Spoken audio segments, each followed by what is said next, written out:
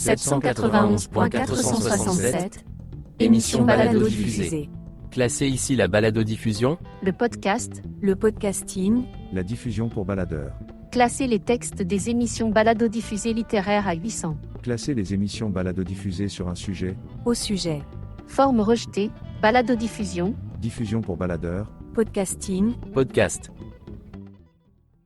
Aujourd'hui, dans 791.467, j'ai la chance de recevoir un invité de Paris, Raphaël, qui est bibliothécaire à la bibliothèque Marguerite Duras. Bonjour Raphaël, et je te laisse te présenter. Bonjour à toutes et à tous. Donc je m'appelle Raphaël, je suis bibliothécaire, ou plus précisément je suis sérithécaire, parce que mon travail c'est de gérer le fonds de séries télé de la médiathèque.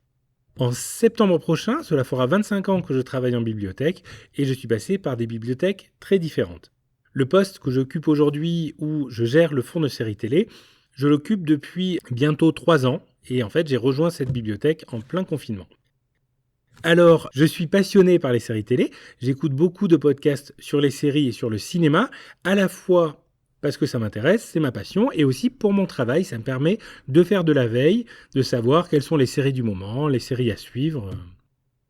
Donc j'ai la chance d'avoir des fonctions qui rejoignent ma passion. Et ma pratique d'écoute de podcasts a évolué avec les outils. Au début, j'écoutais des podcasts sur mon ordinateur avec mon navigateur en suivant des flux RSS, et depuis, je suis passé aux applications de podcast, en écoutant des podcasts natifs, mais aussi des podcasts de radio. Et tu as mis ta passion au service de ton travail en créant un podcast qui s'appelle Les Sérithécaires. Est-ce que tu peux nous en dire un petit peu plus ? Alors c'est arrivé progressivement, l'idée m'est pas venue tout de suite. J'étais déjà en train de réfléchir à l'idée de podcast en bibliothèque. C'était il y a à peu près 3 ans. Et alors que j'étais en train d'y réfléchir, j'ai eu le privilège d'être invité dans un podcast de bibliothèque qui s'appelle Passion Pilon, où j'étais invité pour intervenir sur l'accueil des publics précaires en bibliothèque, puisque c'est un domaine sur lequel je travaillais. Donc ça a renforcé mon intérêt parce que j'ai pu voir un collègue qui faisait des entretiens et du montage de podcasts. Et petit à petit, ces idées donc se sont convergées vers l'idée de créer un podcast sur les séries télé. Donc j'en écoute plusieurs et puis il m'a fallu peut-être 6 mois avant de me lancer parce qu'en fait je voulais vraiment préparer le projet, avoir une idée du format, est-ce que c'était le bon endroit, est-ce que c'était la bonne façon. Donc j'ai vraiment essayé de faire le tour de toutes les questions, également les questions techniques. On a la chance de travailler dans une grande bibliothèque avec du matériel, donc il y a tout le matériel pour l'enregistrement. Et j'ai eu la chance d'arriver dans une bibliothèque où plusieurs collègues travaillaient déjà sur le format podcast. Ils enregistraient déjà. Alors, c'était des podcasts d'entretien lors d'animations culturelles ou des podcasts autour de la musique. Donc, j'ai eu la chance de travailler avec des collègues qui étaient très avancés sur les questions d'œuvres protégées, de droits d'auteur, sur ce qu'on pouvait faire sur telle et telle plateforme. Et puis donc je me suis lancé, j'ai commencé à écrire ce podcast qui s'appelle Les Sérithécaires. Bien sûr, c'est l'idée de ne jamais oublier que ce qui nous différencie par rapport aux autres podcasts de séries, c'est que nous sommes des bibliothécaires et que donc on a un angle spécifique sur la façon d'approcher les séries. Et aussi, je tenais au pluriel parce que dès le début, je savais que si j'allais lancer ce podcast, je voulais qu'il y ait plusieurs voix. Je voulais pas être le seul à le porter. Je voulais que mes collègues qui travaillent ou non en vidéo puissent venir parler de leurs séries préférées, de leur rapport aux séries, qui puissent enrichir le podcast. Donc vraiment, je voulais que ce soit une œuvre collective. Et après avoir réfléchi à tous les aspects techniques, nous nous sommes lancés avec mes collègues en mai 2022 pour le premier épisode des Sérithécaires.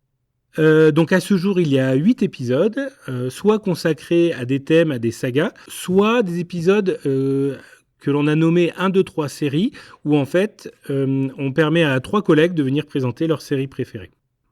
Alors il y a un aspect qui est très important pour moi, c'est que les Sérithécaires parlent de séries bien sûr, mais en fait c'est un podcast consacré aux séries télé et aux cultures populaires. C'est quelque chose auquel je suis très attaché, car j'accorde une grande importance à la valorisation des cultures populaires en bibliothèque publique, où, selon moi, le manga, le comics, la série, tout a sa place. Et il se trouve que les œuvres que nous voyons au cinéma ou en série ont souvent une appartenance à ce qu'on appelle un univers étendu, un univers transmédia où en fait des personnages peuvent apparaître en comics, avoir droit à une série, un film, apparaître dans un jeu vidéo. Et selon moi, ce sont que des supports culturels qui se valent. Et donc c'est important quand on présente dans un épisode un univers, qu'on fasse le tour de tous les médias où il apparaît. Et quand tu t'es lancé, est-ce que tu as eu des difficultés particulières, techniques ou autres, pour démarrer le projet, pour trouver des thèmes ou pour mettre tout ça en forme ? Alors pour les thèmes, non, les idées venaient. Le thème et l'écriture, c'est encore ce qu'il y avait de plus facile. La difficulté technique, il y en a eu beaucoup. Il a fallu qu'on apprenne à apprivoiser le matériel de la bibliothèque pour les captations de son. On a fait des progrès par rapport au début. Il a fallu qu'on apprenne à parler, avoir une diction appropriée pour le montage. Il a fallu qu'on se fasse un peu la main sur Audacity, le logiciel que nous utilisons pour faire le montage.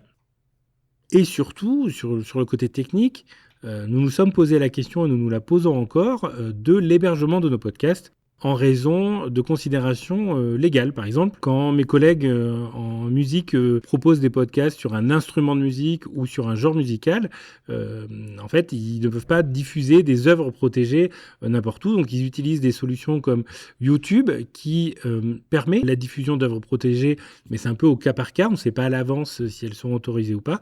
Ou sur Mixcloud qui le permet aussi, mais avec des contraintes techniques terribles. Donc, dans mon cas, pour les séries Tecker où je parle de séries télé, j'ai fini par abandonner l'idée de diffuser des génériques ou des musiques originales pour mettre que des musiques libres de droit.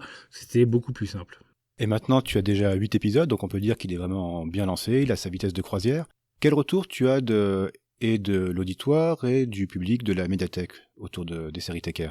Alors très peu de retours de la part du public de la médiathèque, parce que c'est un écueil, c'est quelque chose sur laquelle nous devons travailler et que nous n'avons pas encore fait, c'est la valorisation du podcast à l'intérieur de la médiathèque. À ce jour, il n'y a pas une affiche, il n'y a pas un facsimilé, il n'y a rien qui indique à notre public, qui pourtant vient emprunter des films, des séries, il n'y a rien qui leur indique que l'on produit des podcasts. Tout se fait sur les réseaux sociaux de la médiathèque, dont il n'est pas évident que ce soit les fréquentants qui le consultent. Donc ça fait partie du travail à faire, en fait. Il y a beaucoup d'angles à couvrir quand on produit un podcast, et c'est ce sur quoi nous allons travailler dans les prochains mois. Comment est-ce que vous répartissez le travail autour de ça ? Donc sur la partie technique, sur l'enregistrement même, je laisse la main à mes collègues qui sont beaucoup plus compétents sur l'utilisation du matériel. Par contre, je m'occupe du montage de mes propres épisodes. Quand c'est moi qui enregistre, je m'occupe de l'écriture et de la retranscription, parce que pour des raisons d'accessibilité, je tiens à ce que le texte intégral du podcast soit accessible sur le blog de la médiathèque. Ensuite, quand ce sont des collègues qui interviennent pour parler de leur série préférée, je m'occupe aussi du montage et je m'occupe de la retranscription de leur intervention sur le blog. Et enfin, je m'occupe de la diffusion à la fin. Les séries Tecker, c'est ton projet actuel. Est-ce que tu as d'autres projets autour du podcast que tu aimerais mener à court ou à moyen terme ? Déjà, les séries Tecker, il y a 2 évolutions que j'aimerais lui faire connaître. D'abord, peut-être changer de plateforme d'hébergement. Je voudrais passer à un hébergeur de podcasts qui nous donnerait des outils statistiques et qui nous permettrait d'être diffusés à un plus grand nombre d'auditoristes. Et je voudrais faire des épisodes un peu improvisés avec un ou plusieurs collègues sur un sujet et voir ce qui se passe. Donc ça, c'est en préparation avec des collègues, mais comme on ne l'a pas encore fait, on ne sait pas encore exactement comment l'écrire, mais c'est ce qui risque d'arriver.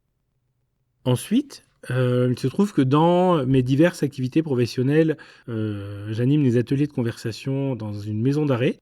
Et j'aimerais produire un podcast qui serait composé d'entretiens, en fait, exclusivement, soit d'entretiens de détenus, soit d'entretiens d'acteurs de la prison, les surveillants, les bibliothèques de prison, la direction. En fait, l'idée, ce serait de faire découvrir au grand public une réalité sur les prisons, mais directement en laissant la parole aux principaux concernés à toutes les échelles. Donc ça, c'est un projet à long terme, parce que ça va demander beaucoup d'autorisation et de réalisation, mais en tout cas, c'est ce que je vise pour les prochaines années.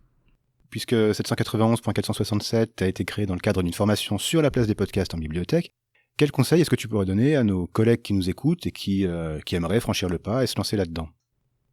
Alors déjà, premier conseil, renseignez-vous auprès d'autres bibliothécaires. On a la chance d'être une profession qui partage beaucoup et facilement ses connaissances. Allez voir des bibliothécaires qui font déjà des podcasts. Ensuite, n'ayez pas peur de faire des tests. Vous pouvez produire des épisodes sans les publier, juste pour voir comment ça se passe, les refaire à volonté. C'est en faisant qu'on apprend. Donc c'est en produisant des épisodes, c'est en produisant des podcasts qu'on s'améliore. Hein, ne vous inquiétez pas. Vous allez apprendre sur la façon d'enregistrer, sur la façon d'écrire, sur la façon de monter et sur la façon de diffuser. Et puis, écoutez beaucoup de podcasts parce que c'est aussi en écoutant ce que produisent les autres qu'on a les idées de ce qu'on a envie de faire, en fait. Je dirais même pas ce qui fonctionne pas parce que c'est difficile à savoir. Mais en tout cas, ça vous donnera une idée de à quoi peut ressembler le podcast que vous imaginez.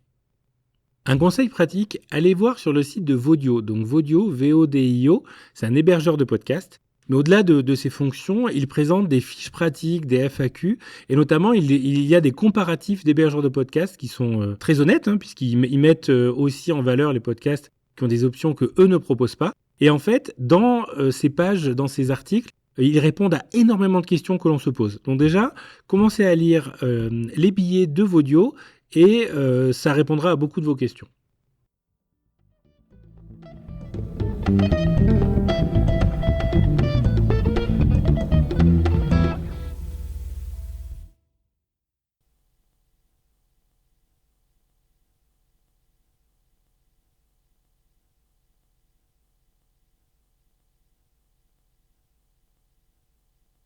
You know what I just discovered recently? Podcasts. There's like 1 billion of them, and they just keep coming. Exceptionnellement, ce n'est pas moi qui vais vous donner 3 conseils de podcast, mais bien Raphaël. Alors, pour rester dans le thème des séries Tecker, je vais vous conseiller 3 podcasts sur les séries. Le premier podcast s'appelle C'est le moment, et il est produit par Guillaume Nicolas. Il est assez récent, puisque le premier épisode date d'octobre 2022. Alors, qu'est-ce qui le rend particulier ? Donc, dans un épisode qui dure généralement entre 8 et 10 minutes, il va développer son thème et en fait, il va illustrer le thème de l'épisode à partir d'un moment décisif dans une série. Ça a l'air un peu bizarre comme ça, mais c'est toujours très pertinent et bien souvent, si vous avez vu l'épisode en question et si vous avez vu la série, ça fait beaucoup de sens. Bien entendu, c'est difficile de vous en parler sans spoiler, au cas où vous n'auriez pas vu le moment en question. Ensuite... Deuxième conseil, c'est une fiction, et il ne s'agit pas d'un podcast natif, mais d'un podcast de France Inter. Cette fiction s'appelle Zone 51, elle est composée de 8 épisodes. Donc Zone 51 nous place dans un univers fictionnel où des extraterrestres ont débarqué sur Terre, les Mauves, et ils ont fait plus que débarquer sur Terre, ils ont débarqué en Provence-Côte d'Azur. Ils ont recouvert la région d'une bulle qu'ils appellent la bonbonne et le peuple provençal vit sous le joug de ces extraterrestres. Donc c'est l'occasion de faire énormément de blagues sur les régions, de jouer sur les codes. En fait, la fiction est humoristique, clairement. Vous reconnaîtrez d'ailleurs certaines voix de comédiens de stand-up ou de radio qui passent par là. C'est excessivement drôle. Si vous avez peur de rire tout seul dans la rue, surtout écoutez-la en privé parce que c'est ce qui risque de vous arriver. Et le troisième podcast que je vais vous présenter s'appelle Pic TV. C'est clairement pour moi la Rolls des podcasts de séries télé. C'est le mieux écrit, le plus intéressant. Il est animé par 2 journalistes, Anaïs Bordage et Marie Telling, et il parle de l'actualité des séries télé. Elles produisent un deuxième podcast en parallèle qui s'appelle Amis et qui a un concept unique puisque chacune doit regarder une série qu'elle n'a jamais vue et que l'autre adore. On suit le podcast épisode après épisode où elles peuvent regarder une saison et demie, ça dépend les séries. Elles ont commencé par Friends, elles ont suivi par Twin Peaks, et maintenant elles gardent cette formule en comparant les films romantiques et les films d'horreur. Donc c'est vraiment passionnant, puisque vous avez à la fois le point de vue de quelqu'un qui découvre le genre et de quelqu'un qui en est fan.